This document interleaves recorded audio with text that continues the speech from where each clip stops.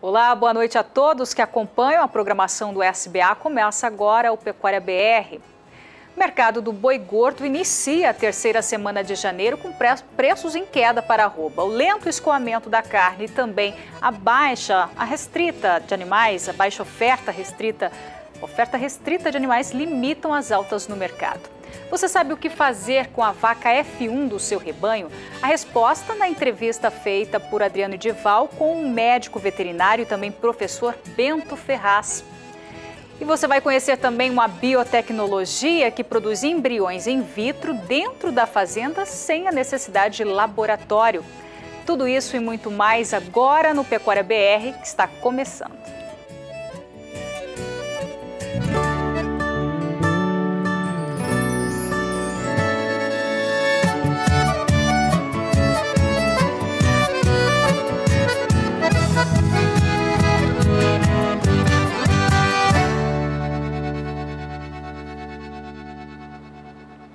A gente começa o programa de hoje falando de uma técnica desenvolvida pela Embrapa que produz embriões in vitro dentro da fazenda sem a necessidade de laboratório. Vamos saber como essa técnica funciona no quadro Tecnologia e Produção.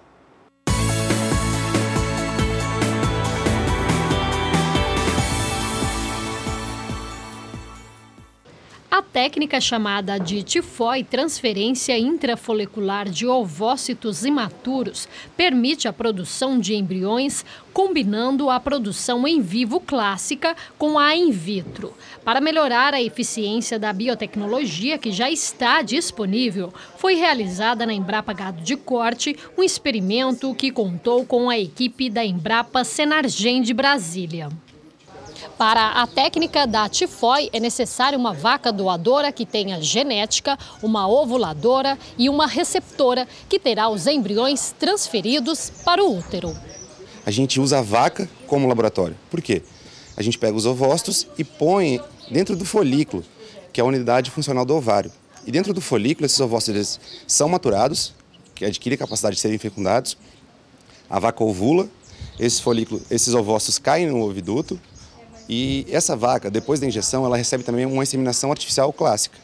Então, os espermatozoides, ainda no oviduto, fecundam os ovócitos e produzem os zigotos, que no D5, D6, depois da fecundação, vão para o útero e produzem um embrião.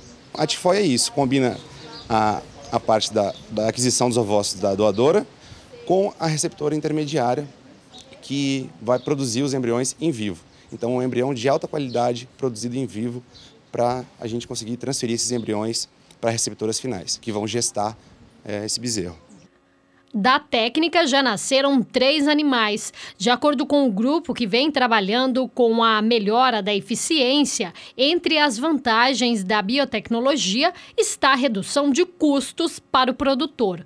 Com embriões produzidos na própria fazenda, são congelados com mais qualidade, evita a logística do laboratório. Mas o que é preciso para o produtor fazer a TIFOI? As vacas doadoras são da própria fazenda?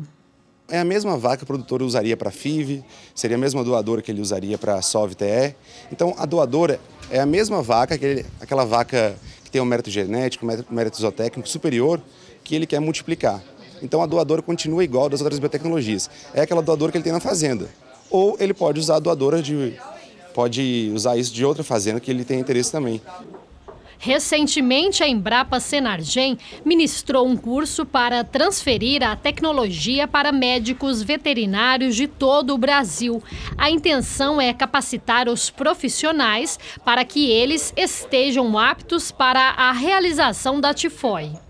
Técnicos que podem realizar a TIFOI são médicos veterinários, que trabalham com reprodução já preferencialmente, que tenham noção de aspiração folicular, de OPU, que é uma técnica já estabelecida para a FIV. Então, esse veterinário tem que saber fazer a aspiração folicular e tem que saber fazer também coleta de embrião por lavagem uterina. Ou seja, ele tem que ser preparado para fazer a TIFOI. A TIFOI em si é só uma injeção que é feita no folículo. Então, normalmente, o médico veterinário que já faz a OPU, com um treinamento curto, de 3, 4 dias, ele está apto a fazer a técnica. Kaile Rodrigues para o SBA.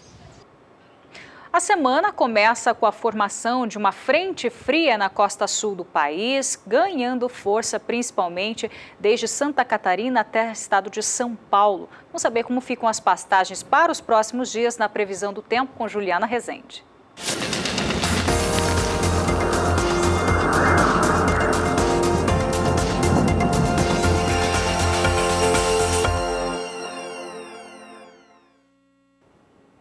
Uma nova frente fria se forma na costa da região sul agora ao longo dos próximos dias e ajuda a manter as instabilidades mais fortes entre o Paraná, São Paulo e Mato Grosso do Sul.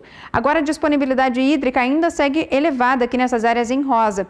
E como a chuva mais forte segue concentrada aqui entre Mato Grosso do Sul, São Paulo, Paraná e até Santa Catarina, nessas regiões tem previsão de acumulados elevados, em torno de 50 milímetros. Conforme esse sistema se afasta do Rio Grande do Sul, teremos pancadas mais fracas no estado gaúcho e ainda também aqui nessas áreas mais centrais do país, a chuva também segue perdendo intensidade.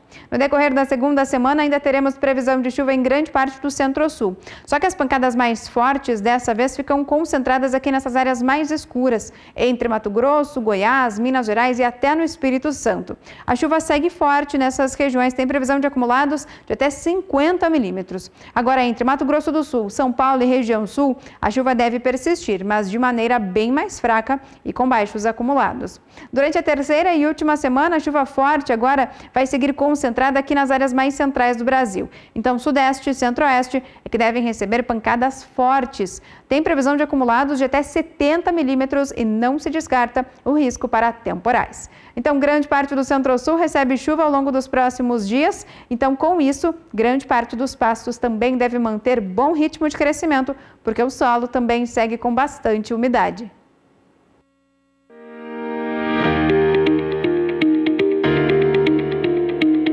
Com a missão de liderar em soluções inovadoras para uma pecuária sustentável.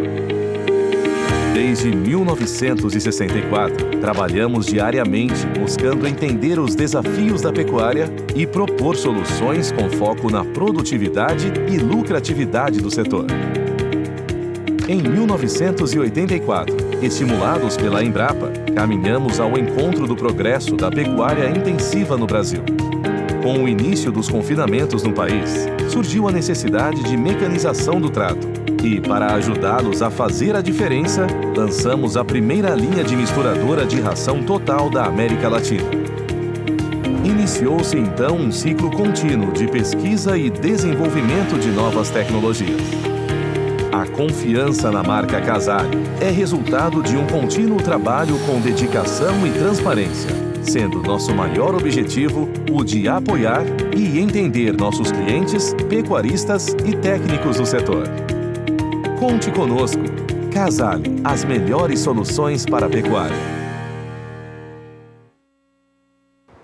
Início de semana com o dólar em alta frente ao real, vamos até a Bolsa de São Paulo com a Sara Kirchhoff, que traz mais detalhes sobre o fechamento da moeda americana nesta segunda-feira. Boa noite para você, Sara. Boa noite, Renata. Boa noite a todos. A segunda-feira foi de pouquíssimas negociações em função do feriado nos Estados Unidos. E ao longo do dia, o dólar chegou a ter quedas, chegou a encostar nos R$ 3,19, mas no fim da sessão buscou uma recuperação e teve uma leve alta frente ao real. A alta nesta segunda-feira para a moeda norte-americana é de 0,09% e com isso o dólar comercial termina o dia de hoje em R$ 3,21. Com esse preço, o câmbio se manteve em busca de risco em escala global. E frente ao real, como eu falei, ele chegou nos R$ 3,19 hoje, mas terminou com essa leve alta. Mas lembrando aí que nas últimas semanas, a moeda norte-americana teve fortes quedas frente ao real, uma queda aí que acumula quase 3% ao longo do mês de janeiro. E agora tem um ajustezinho técnico aí nesta segunda-feira, primeiro dia da semana, um dia parado para os negócios com o feriado nos Estados Unidos, a maior economia do mundo, né, Renata? Daqui a pouquinho eu volto com mais informações de mercado aqui da Bolsa de Valores de São Paulo. É com você. Verdade, Sara. Daqui a pouco a Sara volta com mais informações de pecuária, milho, preços do milho, também do suíno e também do frango. Bom, a gente vai para um breve intervalo comercial e na volta mais informações de pecuária para você. Pecuária BR de volta e agora você vai conhecer o sistema AI24.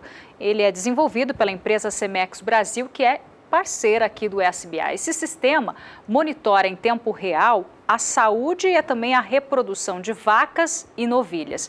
Veja na reportagem.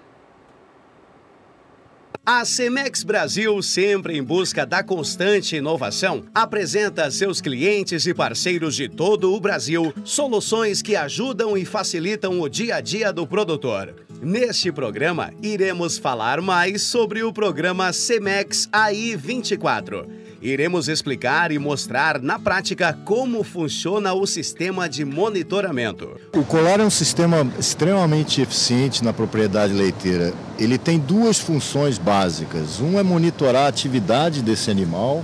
Essa alteração de atividade indica que esse animal está tendo ou iniciando o processo de cio.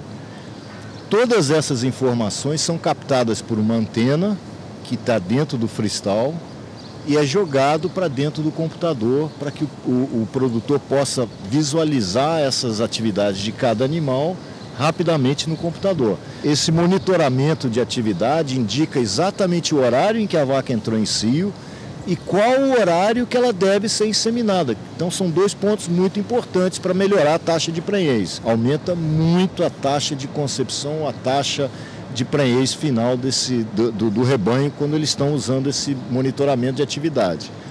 E a outra parte, outra função do colar é esse dispositivo que fica do lado esquerdo do animal, o rumen da vaca é do lado esquerdo, e o objetivo desse dispositivo é medir a taxa de ruminação, quantas vezes esse animal está ruminando por minuto. O sistema então vai mostrar para o produtor graficamente que essa taxa de ruminação caiu e o produtor vai chegar e vai olhar exatamente aquele animal onde ele identificou. Hoje esse sistema está em mais de 2 milhões de fazendas leiteiras no mundo inteiro. São mais de 15 milhões de vacas monitoradas pelo sistema. O Cemex AI24 já é realidade dentro de muitas fazendas parceiras da Cemex em todo o Brasil. Uma solução completa que permite ao produtor uma maior eficiência e rapidez dentro da sua fazenda, quando a questão é identificação de cio e diagnósticos de enfermidades. E a opinião dos pecuaristas é unânime. A ferramenta é indispensável. Confira alguns depoimentos. Hoje nós estamos com os dados dos zootécnicos da fazenda bem mais equilibrado graças ao programa. Antes e depois, como é que tá? É muito diferente, muito diferente. A facilidade de trabalho, o nível de incidência de problemas, né? O diagnóstico de saúde ali ajuda demais você pegar o animal antes que ele debilite. O custo de medicamento foi lá para baixo, porque nós passamos a conseguir resolver problemas que você gastava cargas de antibióticos apenas com preventivos. Às vezes o funcionário nem não vai no curral ver o que está acontecendo com animais. Nós pegamos uma certa confiança com o programa que dá para rodar, às vezes, até sem você estar vendo os animais. Então, o funcionário monitora, eu tenho a oportunidade de estar em casa, qualquer lugar que eu tiver, estar monitorando junto com eles. Né? Facilita a cobrança. Opa, isso aqui ficou, você está vendo tudo. É um sistema fantástico. A taxa de prenhez do primeiro cio aumentou consideravelmente. A gente pulou de 30% para 50% das vacas prenhes da primeira inseminação. Então, quer dizer, isso é observação de cio, né? A taxa de serviço melhorou, a concepção e a taxa de prenhez também melhorou bastante. Isso prova que o programa está sendo útil. A gente pegou uma vaca outro dia com um deslocamento de homogênese através do 24. O AI24 se tornou o olho do manejo? Com certeza. Hoje eu não consigo me ver aqui nessa fazenda sem o AI24. Não dá mais para ficar sem ele. Hoje em dia não dá. Pelo também a quantidade de animais, né? Então você não controla mais um por um. Quando você tem 50 vacas ainda você vai e controla, dá para ver e tal. Mas com 300, 400 vacas hoje não dá mais para você ficar sem essa tecnologia. Não deixa mais colar? Não, deixa sem colar não dá mais. Só se vier uma outra tecnologia melhor ainda, talvez para isso, mas sem os colar não dá mais hoje em dia. Acho eu. Roberts, é um sistema extremamente viável, inclusive pela facilidade de acesso, né? Como é que vocês conseguem acessar? Hoje você tem acesso pelo computador, aí você tem uma outra tela pequena que é mais para os funcionários e você consegue acompanhar até mesmo no teu smartphone, no teu celular, em qualquer lugar do mundo aí você consegue ter o sistema na palma da mão. O benefício que traz para a fazenda é fantástico. Só de protocolos, para se ter uma ideia, eu fazia em torno de 40 a 60 protocolos mensais para conseguir manter o meu processo reprodutivo da fazenda. Após a utilização do programa, hoje se tem em torno de 6 a 10. Tá? Então, reduziu drasticamente. Só de custo com hormônios que eu gastava, eu já economizei bastante dinheiro. Já paguei? Não, ainda não. Se a gente for computar só o número de animais que a fazenda parou de perder, eu acho que já pagou grande parte do investimento. É uma taxa de retorno de investimento fantástica. Eu não vejo a fazenda sem esse sistema mais não. Faça você como os parceiros da Cemex e tenha um aliado dentro da sua fazenda. O Cemex AI24, além de ajudar na observação de cio, ainda aumenta as taxas de prenhez e reduz drasticamente os gastos com medicamentos e protocolos. Tenha em suas mãos a facilidade do controle de cio e das doenças dos seus animais. Procure o Regional Cemex mais próximo ou ligue 47-3231-0400 e consulte possibilidade de locação do sistema para sua propriedade. A semana será marcada por instabilidades no tempo na região norte do país. Voltamos com a Juliana Rezende, que tem mais informações.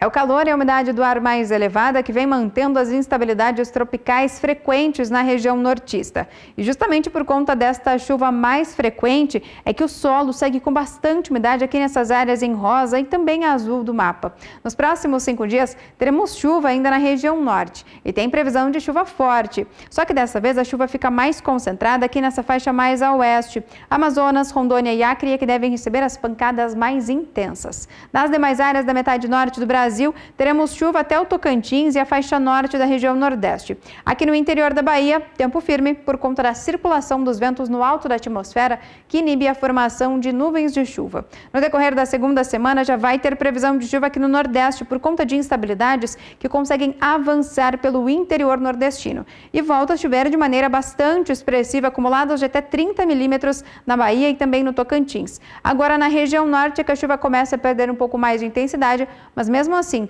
ainda teremos instabilidades abrangentes na região nortista. Durante a terceira semana, até o dia 30 do mês de janeiro, a chuva agora na região norte ganha mais intensidade nas áreas mais ao sul, enquanto que no nordeste as pancadas também seguem significativas. Então, grande parte da metade norte do Brasil recebe chuva ao longo desta segunda quinzena do mês de janeiro e os pastos também devem manter bom ritmo de crescimento, especialmente onde o solo já está mais úmido. Obrigada, Juliana Rezende. Bom, e você sabe o que fazer com a vaca F1? A resposta você acompanha agora na entrevista que Adriano Dival fez com o professor e também médico veterinário José Bento Ferraz, que falou também sobre a importância do composto Montana para a pecuária brasileira. Veja só. Dentro da pecuária de corte brasileira, a palavra de ordem é verticalizar a produção, ou seja, animais precoces com alta produtividade. Num ambiente, macroambiente, onde nós perseguimos passo a passo a agricultura, a pecuária precisa ser tão rentável quanto a agricultura. Por isso eu converso agora com o Dr. José Bento Ferraz. Nós vamos falar especificamente da raça Montana. Essa raça que vem trazendo um incremento e um ganho para a pecuária de corte. Mas primeiro, doutor José Bento, o que é o Montana? Antes de falar o que é o Montana, você abriu muito bem essa conversa, dizendo que a pecuária tem que perseguir rentabilidade para tentar competir um pouquinho com a agricultura. A pecuária tem uma característica muito importante, ela é menos rentável que a agricultura, embora possa ser tão rentável quanto, mas o risco da pecuária é muito menor. Bom, o que paga, o que remunera o pecuarista? Quem remunera o pecuarista é peso, precocidade de acabamento, ou seja, o animal tem que chegar no peso certo mais cedo, e cobertura de gordura. Bom, se isso é verdade, que é isso que paga a conta, o resto não paga a conta. Se isso é verdade, nós precisamos procurar um animal que seja sexualmente precoce, que cresça bastante, que dê um peso adequado, e olha que os frigoríficos estão mudando a faixa de peso para 20, 21, 22, 23 arrobas, e esse animal tem que chegar nesse peso o mais rápido possível para fazer o capital girar. Muito bem, baseado nisso, bom, além disso, o animal tem que ser adaptável ao nosso clima tropical, às nossas gramíneas tropicais, tem que aguentar carrapato, tem que aguentar temperatura alta e ter vida longa, ou seja, não adianta eu pegar um animal taurino e jogar no norte do MT ou aqui do MS, que ele vai reproduzir um ano, no ano seguinte ele vai cair, no terceiro ano ele não reproduz mais. Bom, baseado nisso, em 1994, nós começamos um programa, junto com o pessoal dos Estados Unidos, chamado Montana Tropical, um composto tropical. O que é um composto? Composto é uma técnica, uma tecnologia aplicada a fazer cruzamentos de raças bastante diferentes umas das outras, visando manter a heterose, que é aquele negócio do tal do vigor híbrido, ao longo da vida. Ou seja, o composto está sempre mantendo a heterose, ao contrário dos cruzamentos normais. Cruzamento normal, você faz o cruzamento hoje e amanhã você volta numa das raças e você começou a perder a heterose. Esse é o primeiro conceito. O segundo é que, ao usar raças muito diferentes, você complementa as falhas. Ou seja, você pega uma vaca Nelore, coloca um touro Angus, a vaca F1 Angus Nelore é uma baita de uma vaca precoce, sexualmente precoce, precoce de acabamento, excelente vaca.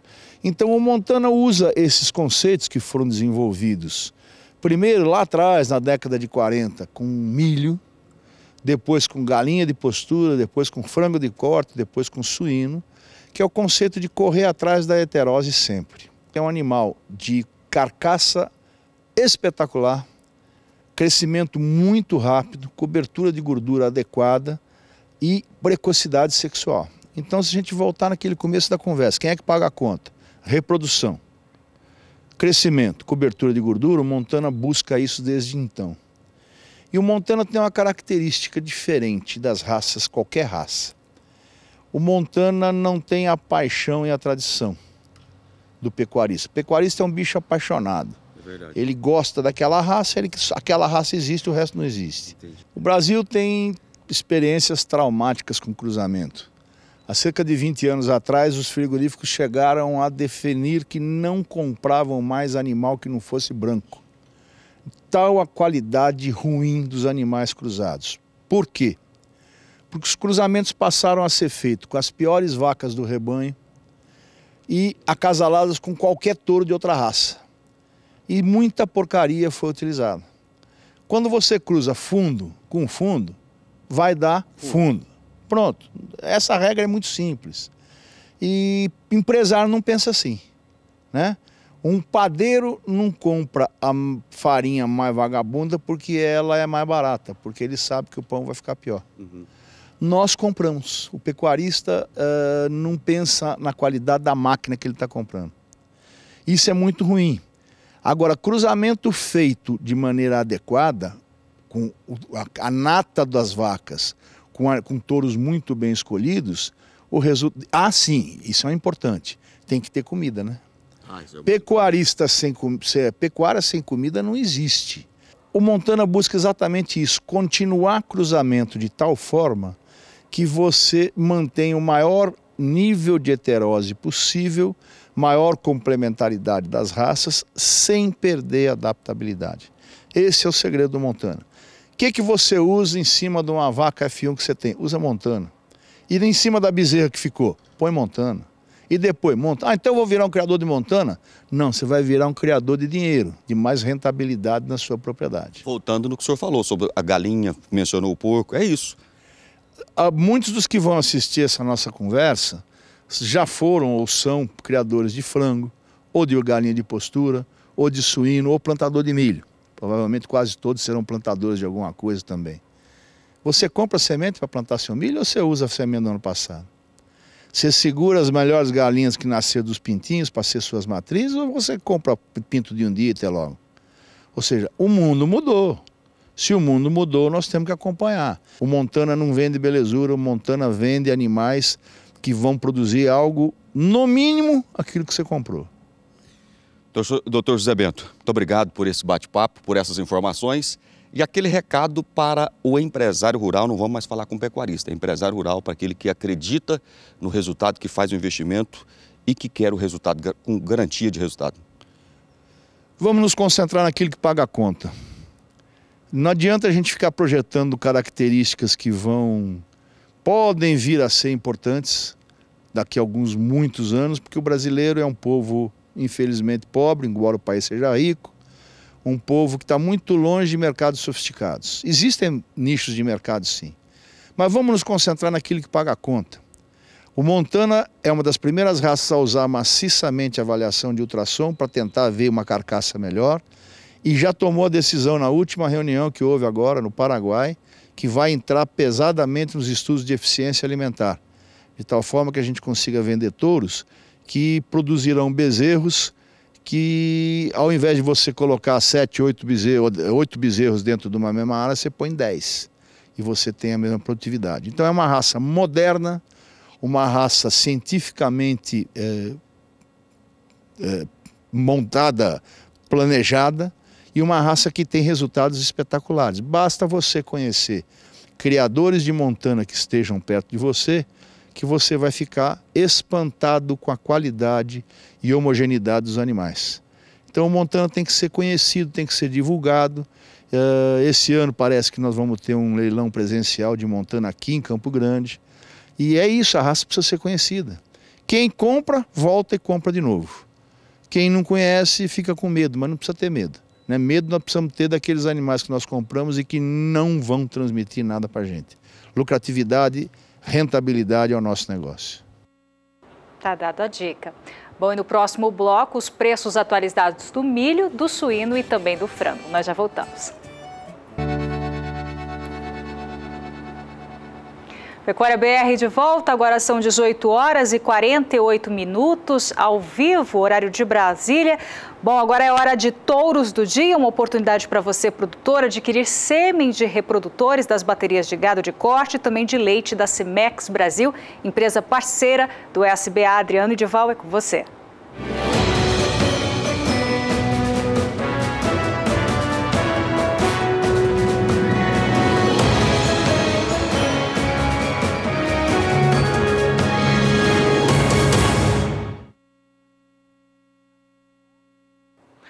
Olá, amigos de todo o Brasil, sejam todos bem-vindos a mais uma edição do Touros do Dia. Este espaço nós usamos, a equipe da Cemex, para propor a você investimentos na mercadoria certa. Eu apresento a você um composto genético e desta vez eu quero mostrar para você um touro girleiteiro. É o Guerreiro, o touro que vai aparecer na tela de propriedade do senhor José Luiz Neves de Carvalho. Guerreiro já apareceu na tela, Guerreiro FIV Macabu, né? Esse touro, um touro geração 2013, que traz um pedigree fantástico e eu quero chamar a atenção dos amigos. Ele é filho do Fardo FIV, de Mutum, na Várzea FIV, uma fêmea aí com uma lactação superior a 9.000 quilos. Um touro jovem, tá ainda com 40 meses, um touro, mas é bastante produtivo. É outro touro que faz parte do banco genético de reprodutores da Cemex, né? Um filho do Fardo em uma vaca, a vaca é a Várzea, que vai a CA Sansão, que é uma filha do CA Sansão, o grande raçador dentro da raça.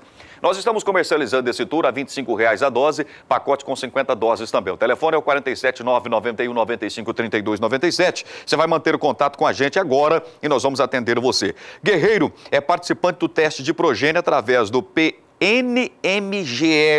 Programa Nacional de Melhoramento do Girleiteiro.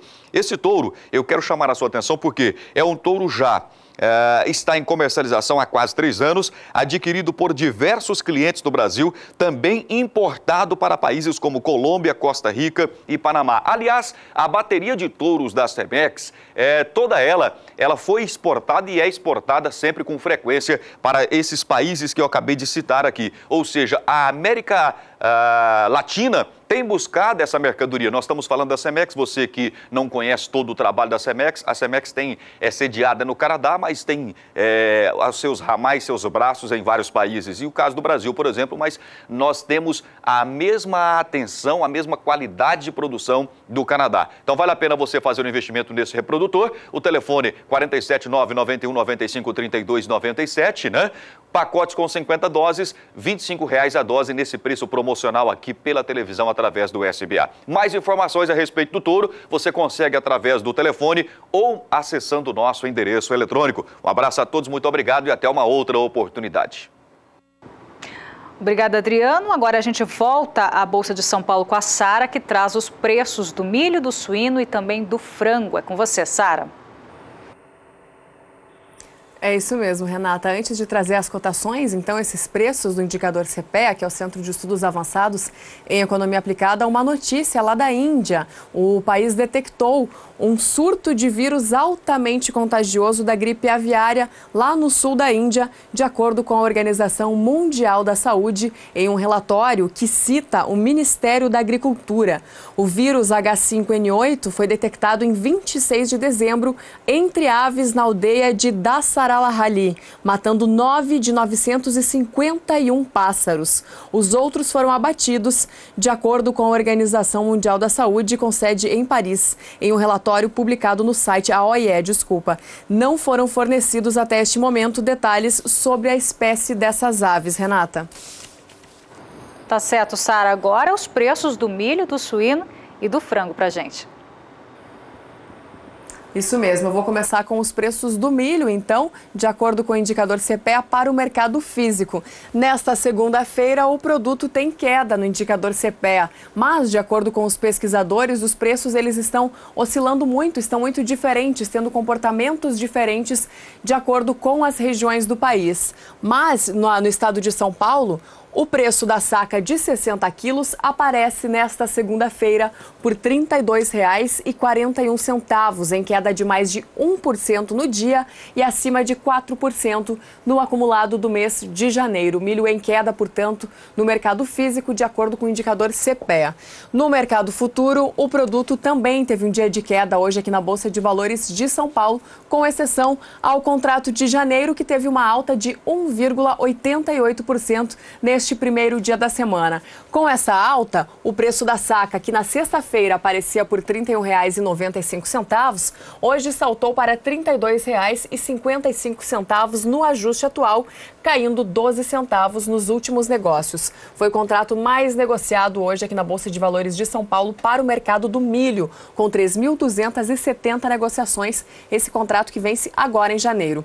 Os contratos com entrega em março têm queda de 0,74%, passando de R$ 32,48 para R$ 32,24 no ajuste atual, caindo mais 14 centavos nos últimos negócios.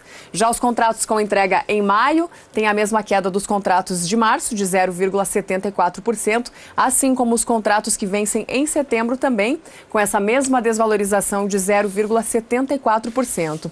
Com isso, os contratos com entrega em maio, no ajuste atual, aparecem aí com o valor de R$ 32,16 a saca, caindo mais 11 centavos nos últimos negócios, enquanto os contratos com entrega em setembro ficam nesta segunda-feira por R$ 30,96 a saca no ajuste atual e caem ainda mais nos últimos negócios. Milho, portanto, em queda nesta segunda-feira, com exceção, como eu falei, ao contrato de janeiro, que tem uma alta de quase 2% nesse primeiro dia da semana.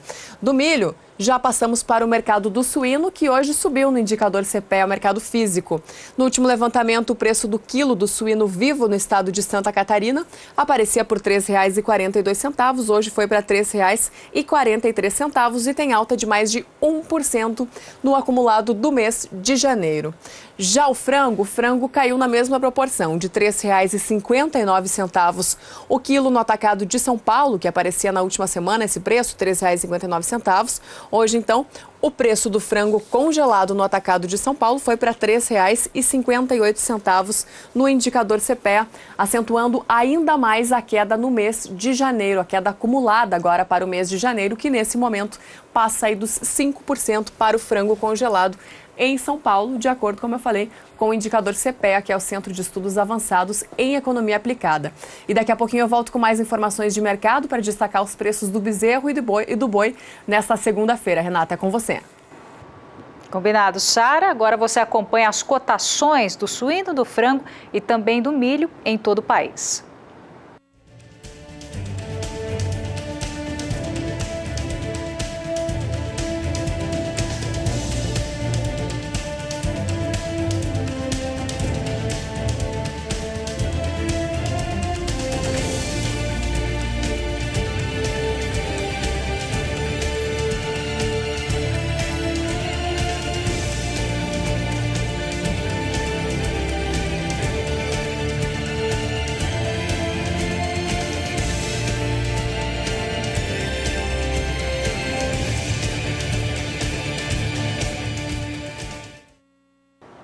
Apesar de comercialmente recuperados, recuperados do efeito da Operação Carne Fraca, os frigoríficos brasileiros começaram o ano ameaçados. Isso porque o mercado da Rússia, que é um dos maiores importadores de carne bovina brasileira, segue fechado.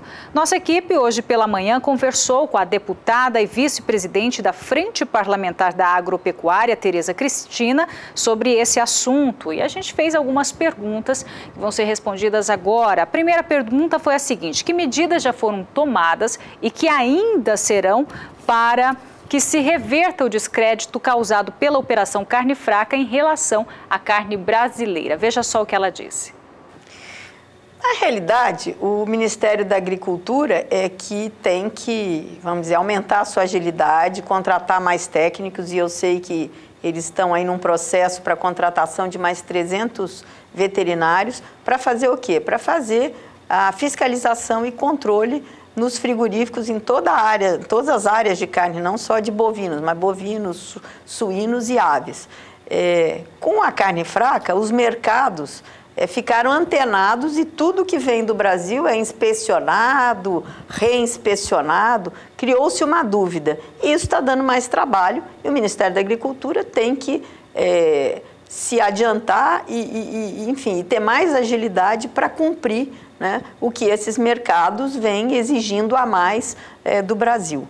Então você vê aí o Paraguai exportando uma carne com muito menos burocracia, muito menos medidas. Infelizmente a carne fraca trouxe e deixou essa insegurança aos mercados externos. Mas nada mudou, a nossa carne continua boa, a nossa carne tem todos os predicados e o mundo precisa do Brasil. Essa extensão e a qualidade da nossa carne de aves, suínos e bovinos, ninguém tem do nosso tamanho. Então é natural que se faça pressão também comercial para que se... não vou reabrir tal planta, não vou... qualificar essas plantas frigoríficas, traz uma insegurança, mas também isso é um jogo aí de braço para ver se baixa o preço das carnes, alegando alguma insegurança injustificada, na minha opinião. Outra pergunta que fizemos é o que os produtores e os frigoríficos podem esperar daqui para frente em relação ao mercado. Veja o que ela diz. Olha, eu acho que esse ano vai ser um ano bom para a carne, né? Eu acho que a gente vê aí o mercado, várias plantas ainda fechadas, e isso aí não está fechada porque querem, é porque o nosso rebanho também, né? Ele não continuou crescendo naquele ritmo. Então, eu acho que os produtores podem esperar um ano com preços pelo menos mais estáveis. Nós tivemos aí o episódio da carne fraca, que jogou o preço da carne lá embaixo por alguns meses. o governo agiu rapidamente, o Ministério da Agricultura agiu rapidamente e isso voltou, mas voltou de maneira mais lenta. Hoje a carne voltou aos patamares que nós estávamos vendendo lá atrás, na época do episódio da carne fraca. Mas eu acredito, e o que eu tenho lido e tenho conversado aí com o pessoal de mercado, é que esse ano será um ano mais estável e um pouco melhor, podendo ficar aí nesses preços como piso a nossa carne. A outra pergunta que fizemos foi se há uma previsão para a reabertura do mercado na Rússia. A Rússia todo ano faz esse tipo desse jogo aí comercial com o Brasil, mas na verdade a Rússia sempre, porque ela decide a sua cota agora, até fevereiro. Mas até fevereiro os portos estão fechados na Rússia, porque está tudo congelado lá. Então, todo ano é a mesma coisa. Então, isso é um jogo, uma queda de braço para ver se consegue falar, vou importar menos carne para ver se o preço melhora para ela, nas quantidades. Ela é um mercado muito importante para o Brasil, então ela sempre faz esse jogo. Mas, na verdade, eles precisam da carne brasileira. Os Estados Unidos, o rebanho continua do mesmo tamanho, não tem para onde crescer. Então, o mercado brasileiro é importantíssimo no setor de carnes e eu acredito que aí, final de fevereiro, a gente já tem essas novas cotas já apresentadas, enfim, e o mercado rodando normalmente. E, por fim, perguntamos se existe alguma expectativa de abertura de novos mercados para a carne brasileira em 2018. Sim, eu tenho visto aí o pessoal da ABIEC, o pessoal da Abrasfrigo trabalhando duro para a abertura de novos mercados, principalmente lá no Oriente, né, Arábia Saudita, enfim, esses mercados lá daquela região que alguns tinham parado de comprar, outros voltaram em menor quantidade, mas eu tenho visto aí o pessoal abrindo novos mercados. Eu só não sei a Venezuela como é que ficou, porque agora com essa briga aí da Venezuela com o Brasil, né, expulsando aí nosso embaixador, eu não sei como é que ficou a comercialização, mas eu sei que novos mercados têm sido abertos e quando não são novos mercados ou mercados que nós já fazíamos antigamente, estão voltando a comprar e aumentando, inclusive, a quantidade de toneladas de carne que compram do Brasil. E para falar sobre esse assunto, eu estou aqui com João Pedro Cuti Dias. Boa noite, João. Boa noite, Renata. É um jogo comercial mesmo? Mas o Brasil, os erros da carne fraca se estendem até agora. Isso para todas as carnes. Carne de frango, por exemplo, na Europa, que é um grande comprador, que os países europeus são os grandes compradores de carne de frango brasileira, sofre inspeção, questiono, cada container tem que ser analisado, ou seja, a podridão que alguns maus fiscais fizeram, paga, a sociedade como um todo está pagando. A grande questão é o seguinte, hoje a exportação de todas as carnes, seja suíno, frango e a bovina, é uma válvula de escape. O Brasil diminuiu o consumo em função da crise econômica, em função do desemprego, baixa massa salarial, tudo isso acabou provocando redução de consumo. Então a exportação passou a ser a válvula de escape. Primeiro semestre do ano passado foi um desastre. O preço do boi chegou a R$ 124 em São Paulo, indicador CPEA, por volta de maio. E depois ele subiu no segundo semestre para 145, está nessa faixa até agora. Por quê? Porque as exportações no segundo semestre conseguiram recuperar o que não foi exportado no primeiro semestre. Nós conseguimos fechar o ano 2017 com 9,5% a mais nas exportações de carne bovina. Nesse momento, o que está acontecendo? Grandes países consumidores, grandes regiões consumidoras como Hong Kong, está ameaçando de tirar da lista de frigoríficos habilitados para exportação para eles mais de 100 frigoríficos. Eles propuseram ao Ministério da Agricultura, está ocupando só a lista geral, tinham mais de 230 frigoríficos. Hong Kong é o primeiro em carne bovina, é o único grande comprador de miúdos no Brasil e também é o segundo em carne suína, só perde para a Rússia em carne suína. Eles ameaçaram trazer para 80 frigoríficos habilitados, ou seja, 230 para 80. Por quê? Porque eles alegam que o Ministério não cumpriu aquilo que tinha sido prometido. O que prometeu? Contratar 300 veterinários. Não foi contratado. A grande questão no Brasil hoje é que o poder público arrecada para quê? Para pagar folha pagar juro e pagar o déficit da Previdência. E não sobra dinheiro para o resto. Então, o país inteiro está sofrendo com isso aí. O mercado está travado. Trava. E o Brasil não pode correr o risco de acontecer um novo problema com Hong Kong, com a China, porque senão, aonde que vai essa carne que é destinada a esses mercados? Isso nós estamos falando em 35, 40 mil toneladas de carne mês in natura. Ou seja, são mercados importantes. O Brasil precisava fazer o dever de casa, punir os fiscais que foram pego naquela operação carne fraca, não sei se eram tudo inocentes, porque todo mundo voltou. Passou 120 dias, todo mundo voltou. Não sei até que ponto há a culpabilidade deles. Ficou uma meia dúzia preso em casa, etc. Agora, também havia, parece que está no Congresso a autorização, um decreto, uma proposta de projeto de lei, para que empresas privadas de consultoria possam avaliar a questão sanitária. E eu não vejo nenhum problema.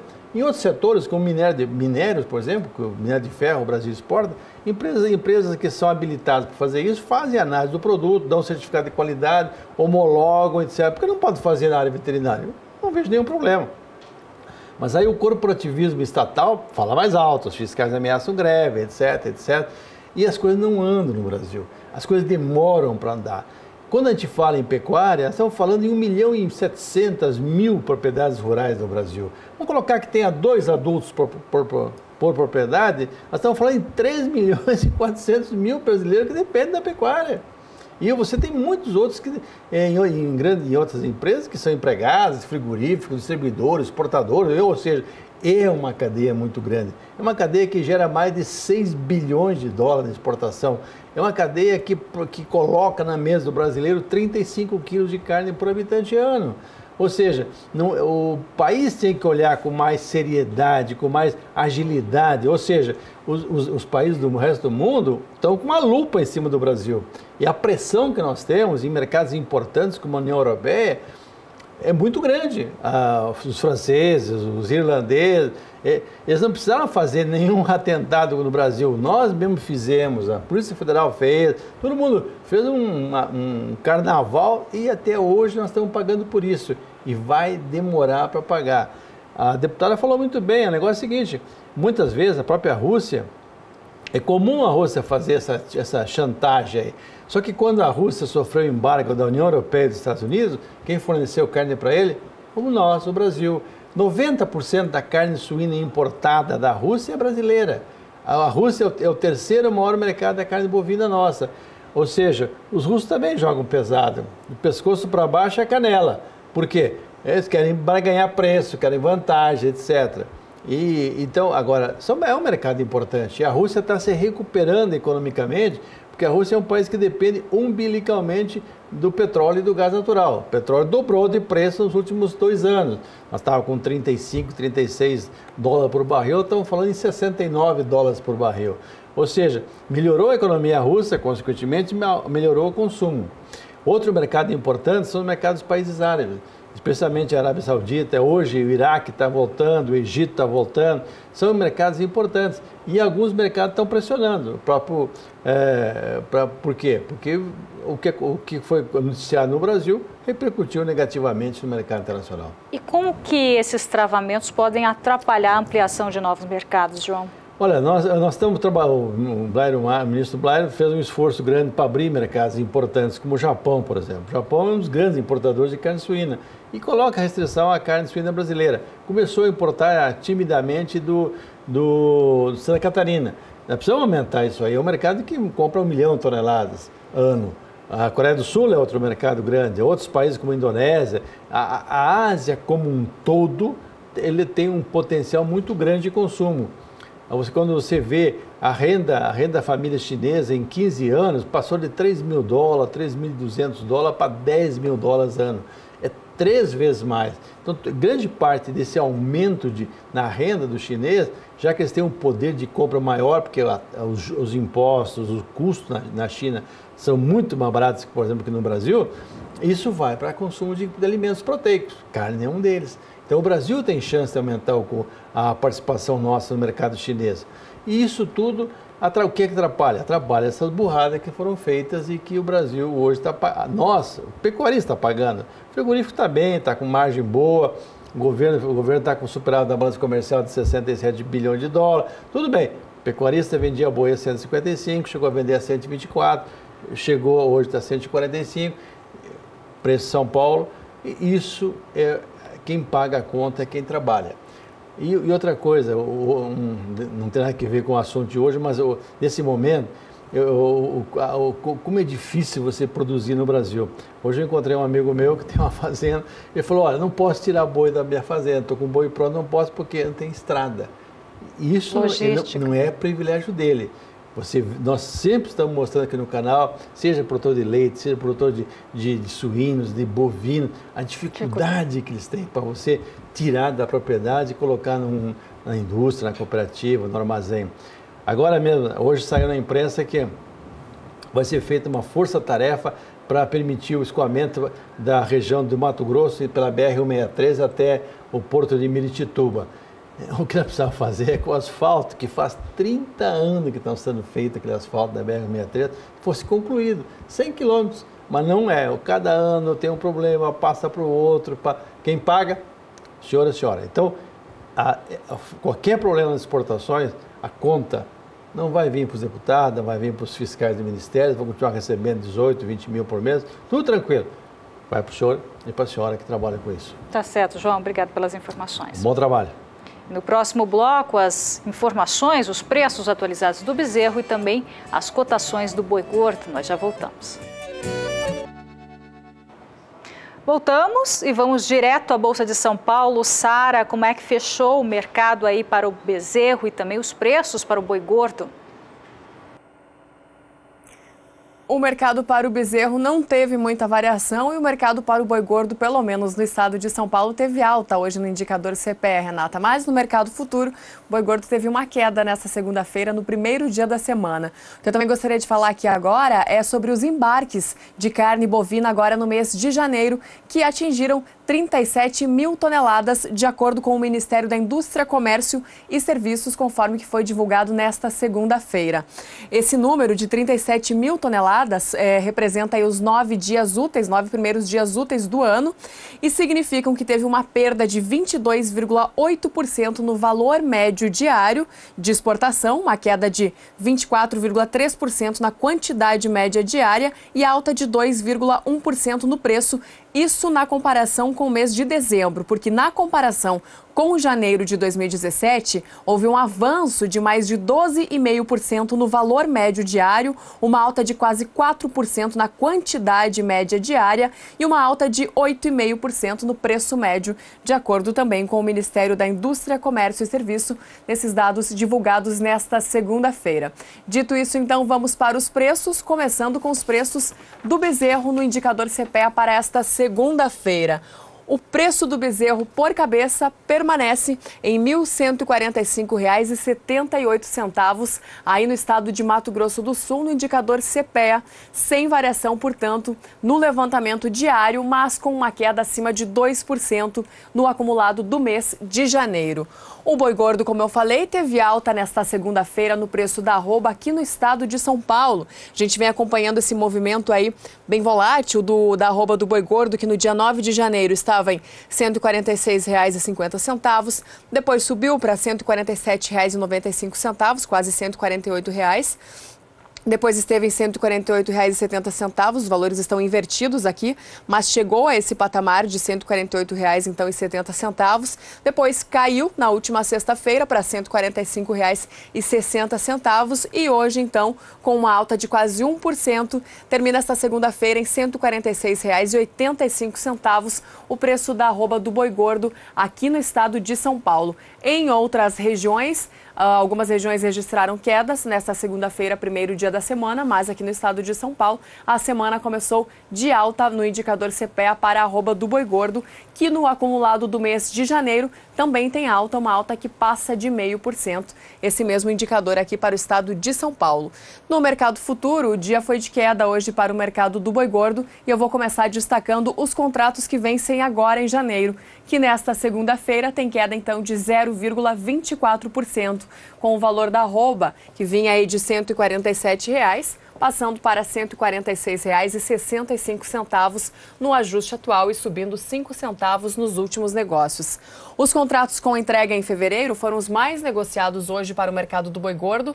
Aqui na Bolsa de Valores de São Paulo, com 80 negociações, tem queda nesta segunda-feira, uma queda de 0,17%, passando de R$ 146,25 para simplesmente R$ 146,00 o valor da arroba no ajuste atual, que também permaneceu assim nos últimos negócios. Já os contratos com entrega em março não tem nenhuma variação e, com isso, o valor da arroba permanece por R$ 145,70 no ajuste atual, mas tem alta. Nos últimos negócios sobe para R$ 146,35. Por último, eu destaco os contratos entregues em outubro, que tem variação negativa nesta segunda-feira, é o mês referência para o mercado do boi gordo. Contrato, portanto, em queda nesse primeiro dia da semana, com uma queda de 30 centavos em relação ao ajuste anterior, que nós mostramos aqui na sexta-feira. Com isso, no ajuste atual, o valor da arroba deste contrato com entrega em outubro fica em R$ 152,55 nesta segunda-feira e cai ainda mais nos últimos negócios para R$ 151,50. O boi gordo BMF Bovespa negociado aqui na Bolsa de Valores de São Paulo. Com isso, eu vou encerrando minha participação por aqui hoje. Renata, é com você. Obrigada, Sara. Bom, como vimos, o mercado do boi gordo inicia a terceira semana de janeiro com preços em queda para a arroba. Vamos acompanhar agora a análise da Scott Consultoria com Iberville Neto. Olá, meu nome é Iberville Neto, eu sou médico veterinário e consultor da Scott Consultoria.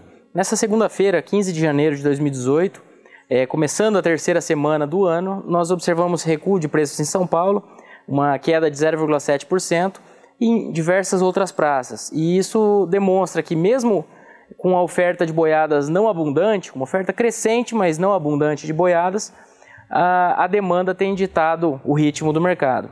Então, sem excesso de boiadas, o que tem pressionado as cotações é a dificuldade no escoamento. Então, com isso, os frigoríficos não têm a necessidade de alongar demais as escalas, não têm de aumentar muito os abates, não tem essa necessidade nem esse ímpeto, e isso faz com que eles testem valores menores e as referências têm recuado.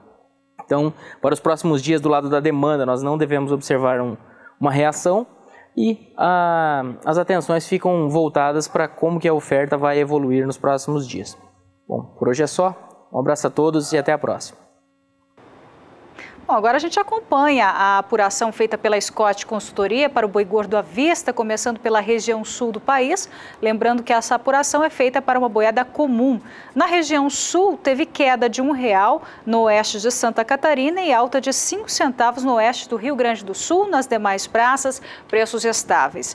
Agora, a região norte, na região norte teve quedas. Queda de 50 centavos em Redenção, no Pará, queda de 50 centavos também no Marabá.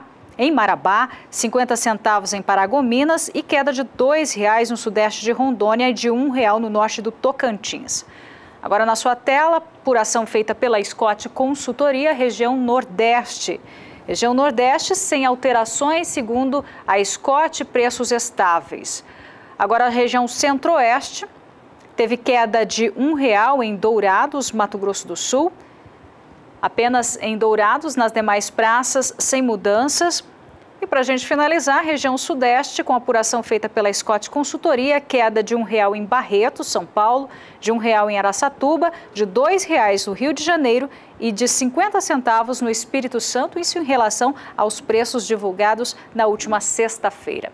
Outra fonte de apuração de preços que a gente sempre exibe aqui no Pecuária BR é da agência Rural Business, que apura para uma boiada de bom acabamento de carcaça e também de boa logística entre a indústria e a fazenda.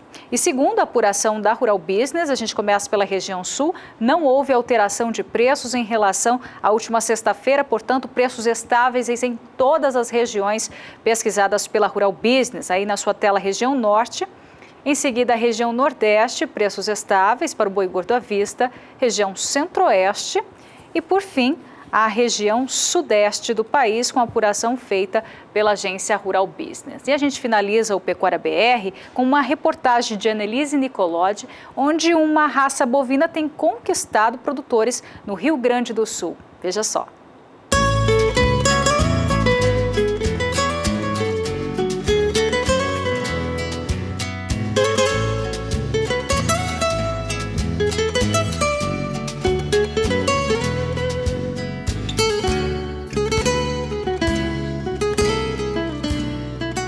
Os cara branca estão rodeados pelo verde das lavouras de soja. Mas eles reinam soberanos em meio a esse cenário.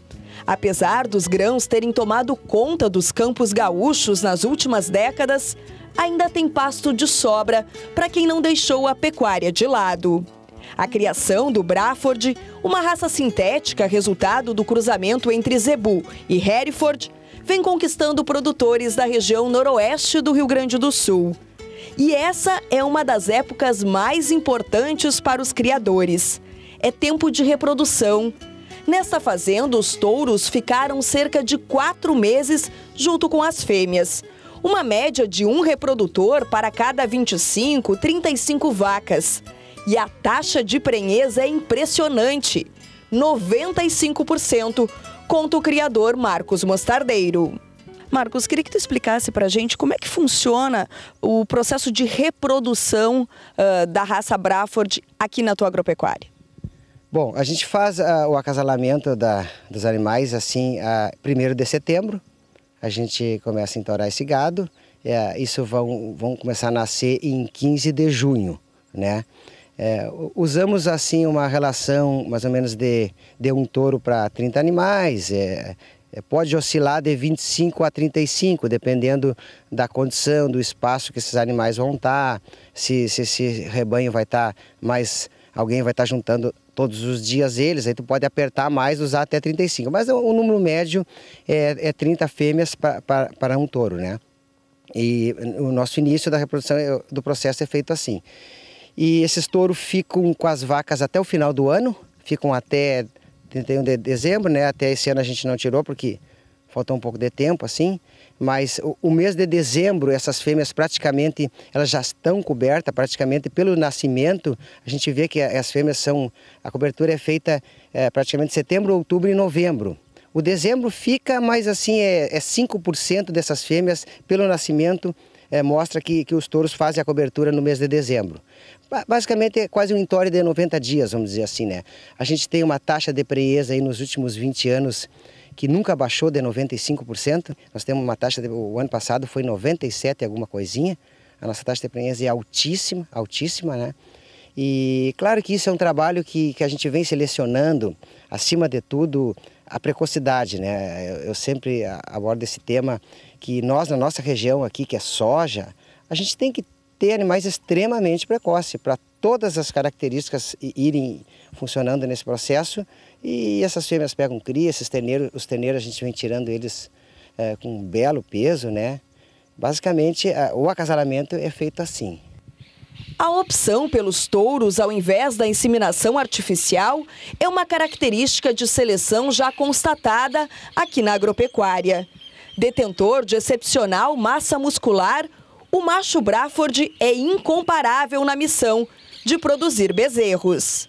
Hoje a questão, a grande maioria dos rebanhos são com inseminação, fazem ATF, né? Tu faz a inseminação, elas tudo num dia.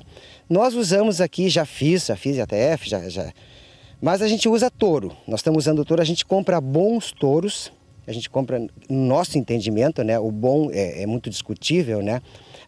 Para nossas características que a gente quer aqui, a gente quer um animal moderado, um animal, voltando, precoce. Então a gente compra bons touros, esses touros que a gente peneira aqui, ali, acha um, outro, e temos usado esses touros. Essas fêmeas, mãe desses terneiros que estão aqui, ó, essas fêmeas já são todas feitas aqui na Agropecuária Mostardeiro, com touros que a gente comprou e vacas que no início, para a gente ter o registro, obviamente a gente precisava comprar fêmeas, novilhas, para começar os animais, para dar a origem aos registros. Hoje todas essas mães aqui são nossas, são fêmeas que entraram com os touros com 2 anos, né? E tem fêmeas parindo pela 5ª vez, 4ª vez. Então a gente vem selecionando aqui esse rebanho, elas são filhas todas de um mesmo touro, elas têm uma ideia de 5 anos de diferença, em cada ano a gente peneira alguma coisa, e elas estão aí e os filhos também são aqui. Então aqui todo é um trabalho da Agropecuária Mostardeiro, sem inseminação, touro selecionado, e os dados são muito interessantes, com essa taxa de prenhez, com desmame de 250 quilos, touros aos 2 anos chegando no final da pastagem a 730, 750 quilos, eu acho que está muito bem, está muito bom, né? A fêmea Braford é precoce e fértil. Tem comprovado o potencial de entrar em reprodução assim, totalmente a campo, entre os 14 e 18 meses de idade. Em 290 dias, as fêmeas devem estar parindo bezerros que vão ser desmamados pesando quase 300 quilos. A evolução dos plantéis e a competente seleção realizada por técnicos e produtores contribuíram para que o Braford assumisse papel de destaque na pecuária, gerando retorno econômico e grande liquidez para a cadeia produtiva. A gente sabe que no Rio Grande do Sul a pecuária ela está mais restrita pelo soja que vem crescendo, obviamente a questão financeira que vem detendo, né? Mas assim ela vem crescendo muito bem, cada vez mais. A raça é muito boa, né? Ela está em todo canto do Brasil. O Braford vem respondendo. O Hereford é mais para nós aqui pelas temperaturas, mas o Braford lá para cima tá indo muito bem. As pessoas que investem estão voltando a investir, está aumentando os rebanhos e vai muito bem. É excelente a raça, é fora de série.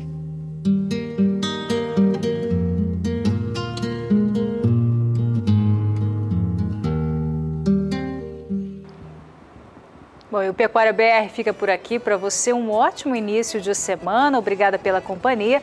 Fica agora com o nosso chefe, Renato Lapenta, com Brasil Gourmet. Até amanhã. Tchau, tchau.